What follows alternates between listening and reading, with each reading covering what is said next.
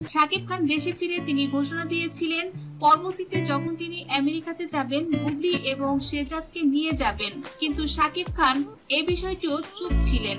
নায়িকা শবনম বুবলি এ বিষয়ে কয়েকটি মিডিয়াতেও বলেছেন, শাকিব খান যে কথাগুলো বলেন সেটা তার জন্য ঠিক হয় না, কিন্তু অপুকে নিয়ে যে কথা বলেন সেটা তিনি অক্ষরে অক্ষরে পালন করেন। বীরের স্কুলে জয়কে রাখবে না বলে জয় 1 বছর পড়ালেখায় স্টপ করে দিয়েছিলেন।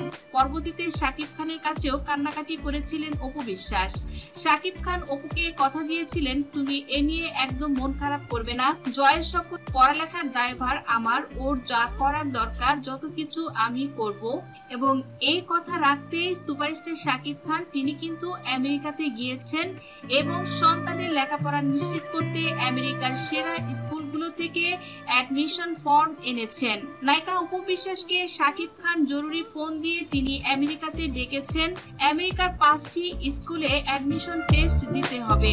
এ কারণে সন্তানকে নিয়ে সুপারস্টার শাকিব খানের কাছে চলে গেছেন নায়িকা অপু বিশ্বাস, এমন খবরও প্রচারিত হচ্ছে। সুপারস্টার শাকিব খান এখনো পর্যন্ত কোনো কিছু নিয়ে মুখ খুলেননি কিংবা মুখ খুলেননি অপু বিশ্বাস, তবে তারা কখনোই কিছু নিয়ে মুখ খুলেন না। যা বলার গুঞ্জনগুলো মিডিয়াতে প্রথমে চাওর হয়, সকলের আন্দাজ হয় এবং সকলের সত্যতা পায়।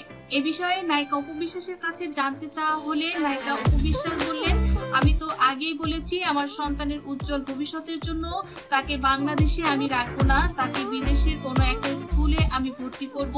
তবে আপাতত স্কুলের নামটি বলতে চাননি নায়িকা অপু বিশ্বাস। এদিকে অনেকেই বলা বলি করছে এবার শাকিব খানকে বিয়ে করেই মূলত অপু বিশ্বাস গিয়েছেন। জানা গেছে কোরবানি ঈদের পরেই নাকি ঘরোয়াভাবে শাকিব খান এবং অপু বিশ্বাসের বিয়ে হয়ে গেছে।